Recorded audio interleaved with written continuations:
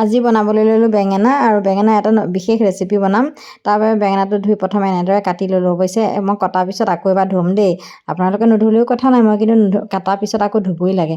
এনেদৰে ধুই মেলি প্লেট এখনত ধুনীয়াকৈ লৈ ল'লোঁ। আৰু এতিয়া সেই বেঙেনা ফ্ৰাই কৰিবলৈ সকলোৱে জানোৱেই নহয়নে, পটল বেঙেনা আদি আমি কাঁচকল এনেদৰে ফ্ৰাই কৰি খায়ে থাকোঁ। সেয়েহে আমি নিমখ সানিলোঁ, লগত দিলোঁ হালধি আৰু লাল মিৰ্চ অকণমান দি দিছোঁ জ্বলাৰ কাৰণে, আপোনালোকে নিদিবও পাৰে।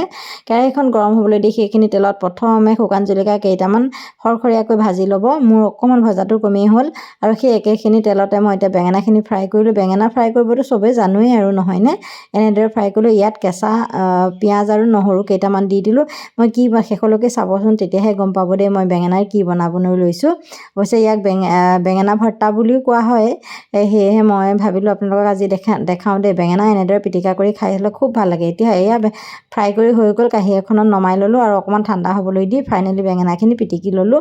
ধনিয়া আৰু কেঁচা পিঁয়াজ কাটি লৈছোঁ আৰু শুকান জলকীয়াখিনি মোহাৰি দিলোঁ। ফাইনেলি ৰেডি হৈ গ'ল। অকণমান যদি নিমখটো কম হোৱা যেন লাগে, নিমখ অকণমান দি দিলেই হ'ল। ফাইনেলি মোৰ বেঙেনা পিটিকা ৰেডি, খাবলৈ হৈ গ'ল। আজিলৈ আহোঁ, বাই।